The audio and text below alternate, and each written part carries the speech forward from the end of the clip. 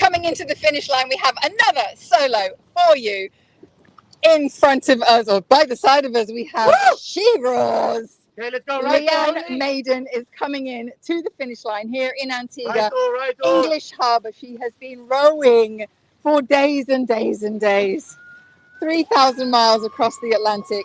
She said, coming into the harbour just now, what a relief. More right door, yeah. Said she didn't like the choppy conditions Okay, just there we go. offshore Go, go. there as she Now was hard rowing upwind. around Last the fight. headland. Yeah. Supporters on the yacht behind. Okay, right door only, right door only. Oh, lots of applause and cheers there for Leanne. Thank you, everybody. Thank you for watching. You are watching the World's Toughest Row Atlantic 2023, the arrivals. And you are seeing here our 32nd boat coming in from South Africa. Leanne Maiden coming into the finish. You can see the green boy there in the background represents the finish line. The fort beyond, you will see the flag going shortly. You might even see the South African flag there flying. Family and friends up there supporting her. You can see almost nearly, I keep she is going. feeling this moment. Said she can't believe it's the end. Let us know where you're watching from. Let us know how you know Leanne. Send in your messages of support. Come I'm on, Leanne, Charlotte, almost there. your live reporter. Thank you so much for being here with us for the ultimate challenge. Come on, Leanne has Leanne. been rowing 66 days. Come on, Leanne, Non-stop. almost She there. hasn't got off the boat. She has been the only way to power That's herself it, across. Leanne. You And the flag's can. gone. Woo! Well done, Leanne. Great job. Yeah. Yeah.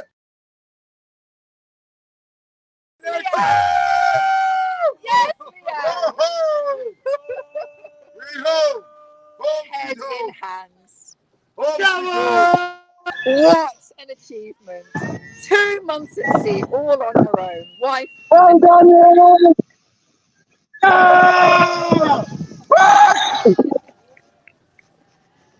Safety officer Ian Couch supported her on the phone throughout. But this is a fully unsupported race. She didn't have the opportunity to get off the boat at all. She's been on that boat for 66 days. She's even had to jump off.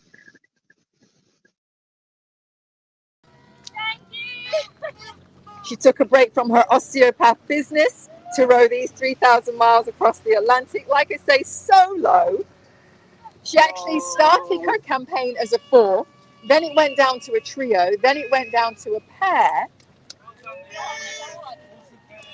And she totally decided to take the challenge on solo nonetheless, even though she's a self-confessed extrovert, had people around her her whole life, and finally had to do something all on her own. What an achievement. What a confidence build. She said she had concerns about her level of solitude while she was out there.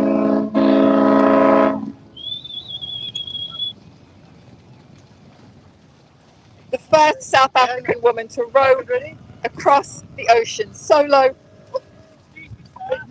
With the car on the other side.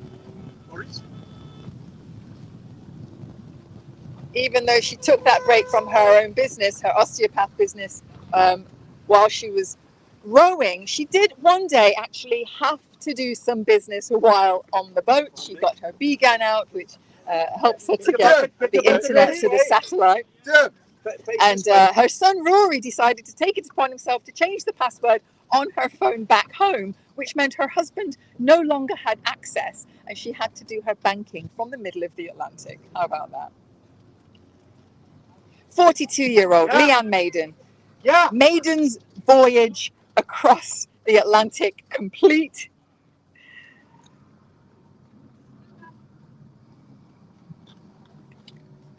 Yeah, I'm going to be doing She considered herself an ordinary woman. That's good here, that's good here.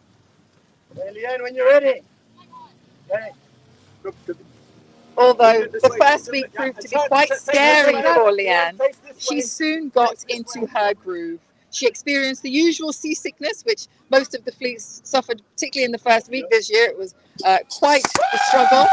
And now she gets to celebrate her completion. Yes! Well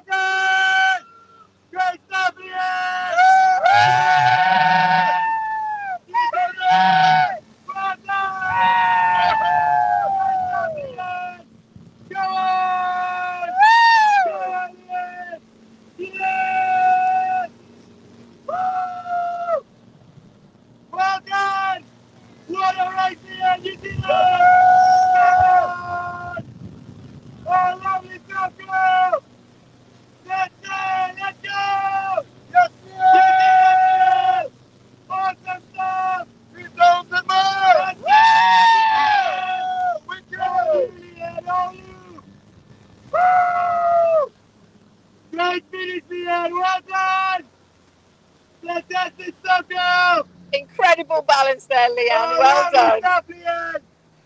Yeah! Oh, what a finish! Yes, Leanne. To the end. Absolutely incredible. Leanne Maiden has completed her maiden voyage across the Atlantic. You're a champion! Whoa! Champion girl! In that first week, she pushed hard to keep south. Seemed like Leanne went through a real coming of age experience, if you can even call it that. She got off to a great start, like I say, taking a more southerly route. She reported back that she was loving it. Even though the sea state was big and the conditions were intense, she very quickly learned a lot about herself and her boat, albeit had difficulty controlling the boat during the first few days there at sea. And said that she kept getting knocked off of her seat. She had a point where her auto tiller in the first week was grumbling, and even a massive wave capsized her again in that first week. Everything thrown at her right at the beginning. Very different experience by the end of Jan, when she said she experienced it like rowing in a cauldron when the conditions were really slow and the sea state was flat calm. She even spoke about, she did some wonderful video diaries back to land, back to her land crew. You might have seen that if you were following her social media. She spoke about how much she will miss the simplicity post-row. The simplicity of just getting up, rowing, you know the routine, you eat, sleep, repeat on that boat. The beauty of the sunsets, the sunrises, the night skies, even though she was a little terrified of the night rowing, unable to see anything, particularly when it was overcast. You might even be able to see there on the stern cabin, it says hatches, harnesses, big girl pants, a great reminder for her to stay motivated. And she did. She's completed her crossing. So what we're going to do is we're going to head into Nelson's Dockyard, as you can see in the background there where all the super yacht masts are. She's going to row herself in. We're going to go in ahead of her so that we can watch her step onto land for the first time in 2 months. So stick around, don't go anywhere. We'll see you shortly. The live will continue. Maybe go and make a quick cup of tea for Leanne, and we'll see you back here shortly.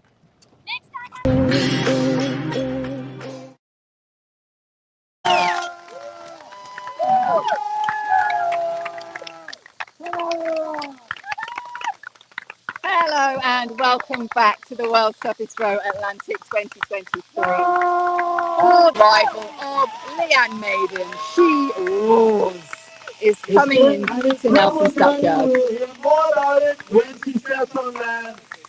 Leanne representing South Africa, being the first woman from South Africa to row any ocean solo. She has absolutely no idea that some of her family is here. She knew her husband Greg would be here and her 2 sons, but not her mum and her brother and his family. So that's going to be a lovely surprise for her when she steps off her boat. Last 10 years, Leanne, of your 3,000 miles journey. Welcome to Antigua.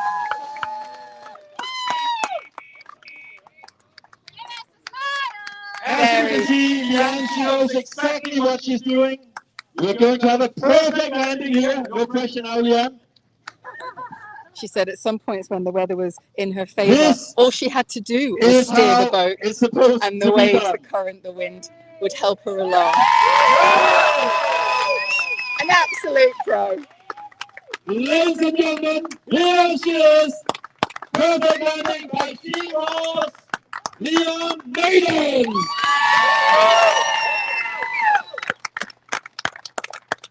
She's rowing for 3 charities: Women's Fund for Scotland, focusing on women and girls' needs; the Polar Academy, who work with invisible kids impacted by bullying, bereavement and or abuse; and the Mabel Foundation, dedicated to empowering people in developing communities through education and access. Ladies and gentlemen, give some noise for Leanne.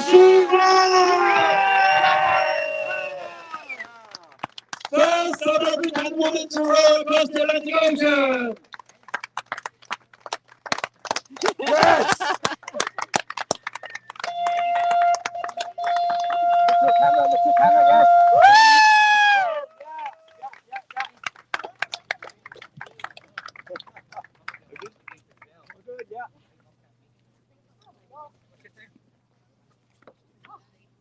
Jan says, oh my God, we do as well. As I mentioned, the first woman from South Africa to row across the Atlantic Ocean 3,000 miles. Give it up for Leanne.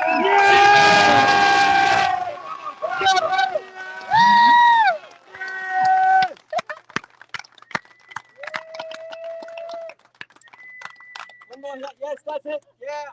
She called herself an ordinary woman. I see no ordinary here. Leanne, welcome to Antigua. Ladies and gentlemen, would we like to see Leanne step on land? Well, then you have to make some more noise. It's Saturday. Come on, guys. Would we like to see Leanne step on land? Family and friends and some surprises await you here, Leanne. Look at that.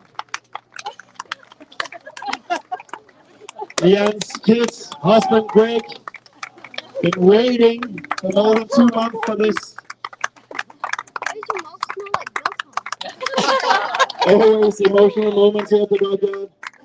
Her son just asked her why her mouth smells of biltong. Probably for breakfast. And some surprises from South Africa here as well.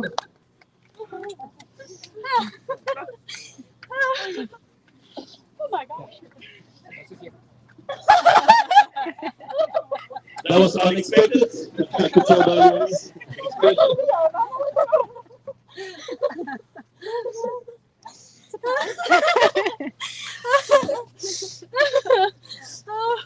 Bravo. Yeah, big applause for Leanne.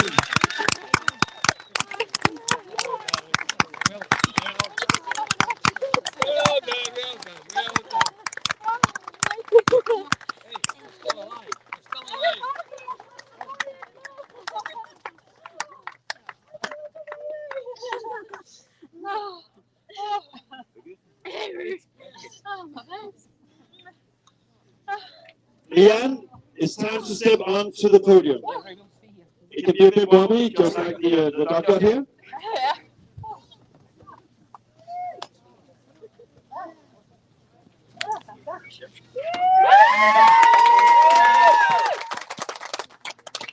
Some fan supporters there in the background.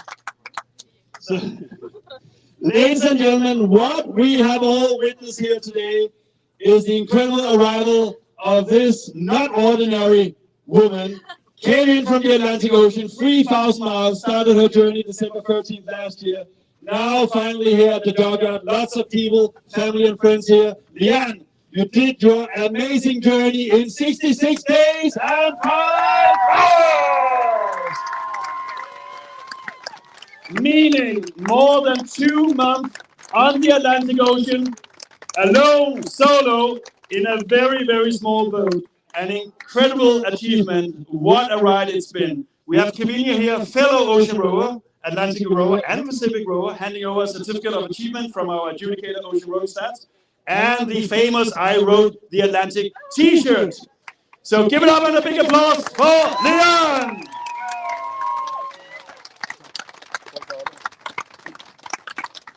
So, Leanne, I said, you say about yourself, you're an ordinary woman. I see nothing ordinary here.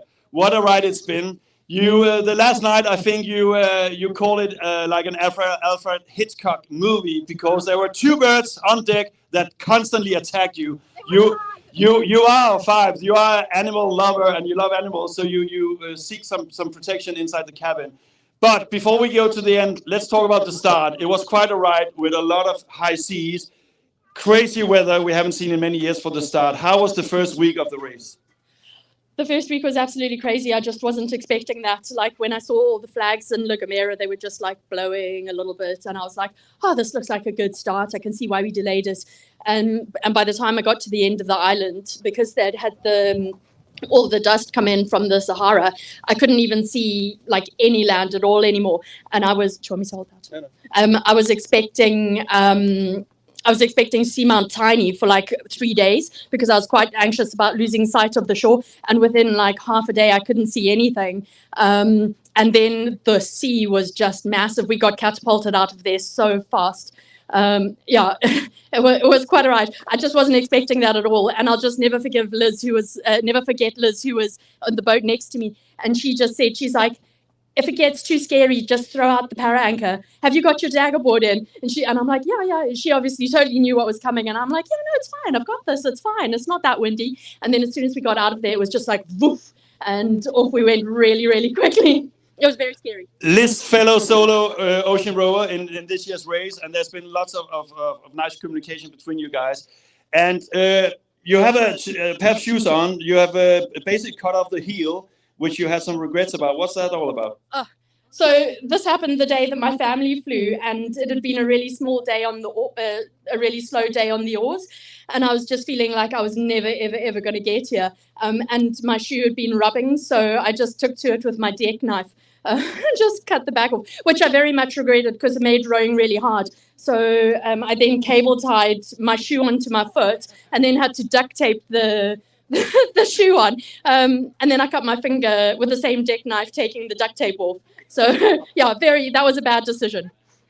But you have had a lot of decisions to make on board, and you have made some pretty good ones. It's been incredible to follow your socials. You have sent back a lot of videos, and I really love your kind of dry sense of humor. I don't know whether it's because you are South African and you live in Scotland and it's the combination. But you live in Scotland with your kids and your husband. You also have your own business, and you have been doing a little bit of business from the ocean.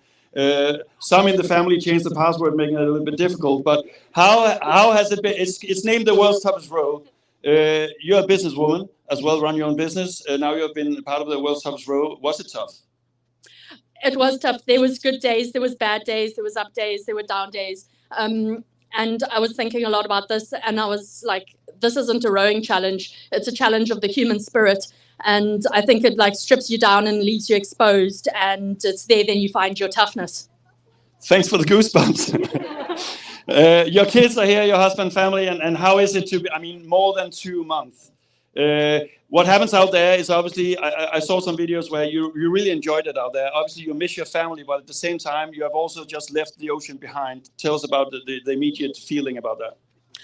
Oh, well, I spoke to the ocean the whole time I was there, and I used to speak to like Mother Nature, and I'd be like, from one mother to another, can we increase the wind? Can we slow this down a bit? Can we just stop with the sideways chop? And I think I used some pretty bad language when I was coming around the cliffs there, because there was a lot of sideways chop. So I think probably the Atlantic is glad to see the back of me and my bad language.